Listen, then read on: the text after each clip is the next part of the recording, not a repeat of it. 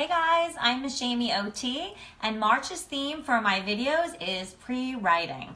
So I want to admit to you that I have some pet peeves as an OT, a bunch of them actually, and I've written about that before. One of them, for example, is glue sticks and how a lot of teachers ask for glue sticks because they're fast and easy, but real glue works on hand strength, it works on children squeezing, children learning how to open, and also learning how to press hard enough and to not press too hard.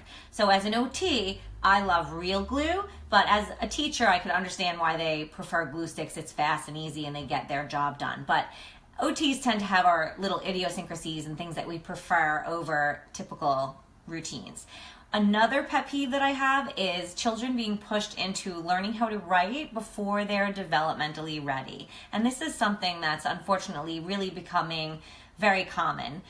Our curriculum is getting harder and harder, but our children are still 3, they're still 4, they're still 5. They can still only do what their muscles are allowing them to do and what their brains are ready to do. So it's important that we acknowledge that and make sure that our children have the foundational skills in place before they start developing those higher level skills of reading and writing.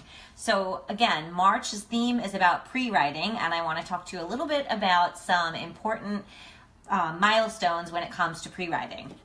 So when a baby is figuring out that when they hold a crayon or something, they make a mark, it's basically just scribbling. They're about 1 year old and they're figuring out that moving this crayon or pencil or anything is just making marks, and that's scribbling. They're probably holding it like this, which is called a palmar supinate grasp. And then as they start to develop a little more control and they become older, they might start imitating you. So maybe you make a shape and then they copy it. And they're probably holding it not like the other way, but more like this. That's appropriate for a 2 to 3 year old, and it's called a digital pronate grasp. And by the time a child is between the ages of 2 and 3, they're learning how to imitate vertical lines, horizontal lines, and also circular lines. So imitating is different than copying. Copying is when there's already lines on a page and a child looks at it and then they figure out how to make those lines. Sometimes they do it incorrectly, sometimes it takes them a few tries and then they figure it out. But children are learning how to copy between the ages of, around the ages of 3 years old. So they're learning all these shapes. As they start to progress between the ages of 4 and 5, kids are starting to use a tripod grasp, a static tripod grasp. And that means they're holding it with their thumb and their fingers.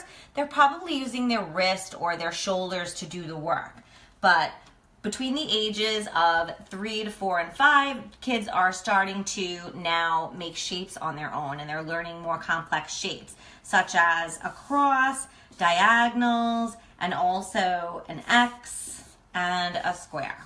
So that's what's developmentally appropriate. Experts who've been researching children and their pre-writing and writing skills for years put this as what's developmentally appropriate for up to 5 years old. So if you think about it, the amount of children that are coming into kindergarten who aren't 5 yet, these poor little ones are really kind of have a barrier set up for them already because they're underneath the age of what they should be doing.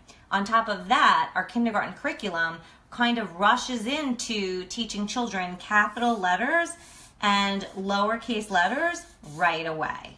So you can see how if children are only supposed to be making these very basic shapes by the time they're 5, how then are we pushing it and jumping up so far ahead and leaping ahead to having them writing all of these different forms and shapes? So if you have a child who hasn't developed good pre-writing skills, maybe when they go to make a circular motion, they kind of do it like this, they scribble, they go quickly to make a line, then they start trying to change those shapes into letters and say they see this O and they want to change it into an A, and that's what we get. And unfortunately, as you know, that will really impede the child's ability to write legibly and to take their time and just even feel confident in their pre-writing and writing skills as they enter school. So that's really important. When you're working on pre-writing, you can do it with finger paint, you can do it with real paint. You don't need to use crayons and pencils. You can use stickers and have children peel stickers. Just teaching children about shapes and lines and spatial orientation of how things work with each other in the world helps them to develop proper handwriting skills going forward. So it might seem really simple that you're working on lines and simple squiggles, but our kids really need that, and it seems to be that they're not getting that practice more and more, so handwriting is really kind of taking a kick because of that. So what I want to talk about also and let you know is that the pre-writing bundle is 50% off until midnight tonight. And it's one of my favorite products actually for working on pre-writing skills. It has tons of different things available in it. There's the On the Farm pre-writing activity bundle. There's these awesome grasping cards, which I swear by and I use in my OT evals all the time because I love to show parents what a child is doing and what they should be doing according to their age. And there's also letter formation and number formation cards in this packet and a bunch of other stuff. So it's all 50% off, and that's an awesome deal, and it's only until midnight. So look on my Facebook page for the link. It's posted and pinned to the top. I hope you'll check it out. It's really important that our kids develop these pre-writing skills before they're pushed ahead to writing lowercase letters and just things that they're not ready for. So that's just one other pet peeve of mine. I have a bunch. I hope you enjoyed this video and that you learned a lot, and I'll be posting next week again about pre-writing skills and tips and tricks for children with special needs who can't seem to get started with writing or pre-writing, and some simple tricks that you can try with them. So have a great night.